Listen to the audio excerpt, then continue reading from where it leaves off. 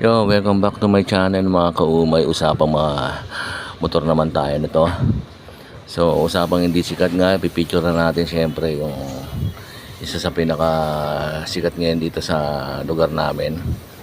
So, nandito na lahat, kumpleto na rito. So, hindi ka nalalayo, hindi ka na pupunta ng 10th Avenue para bumili ng mga pyesa.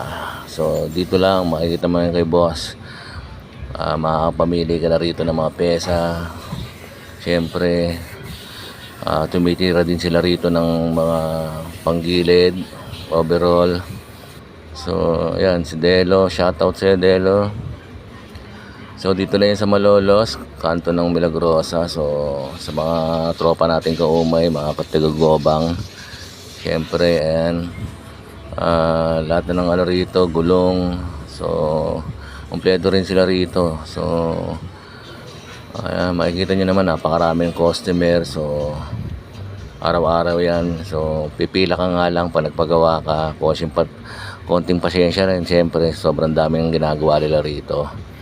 So ayan, makikita nyo naman, di ba? So dito lang, punta lang kayo rito mga kaumay, mga tiga-Kugobang. Ayan, makikita nyo naman yung shop nila rito sa kanto ng Milagrosa. Siyempre yan, marami kayong pagpipili ang pyesa rito. Siyempre, hindi mawawala yung tropa ko dyan. Si paring Robin, yan. Si Bad Boy. Dito lang yan, sa tabi ng shop din namin.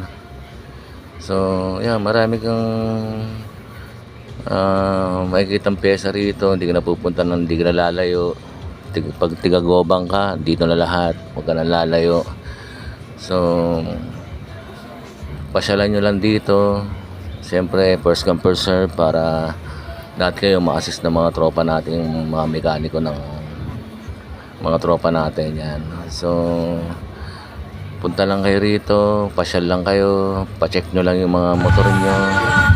Siyempre, hindi mawawala. Siyempre, para sumaya tayo ng konti, para Robby. Yan.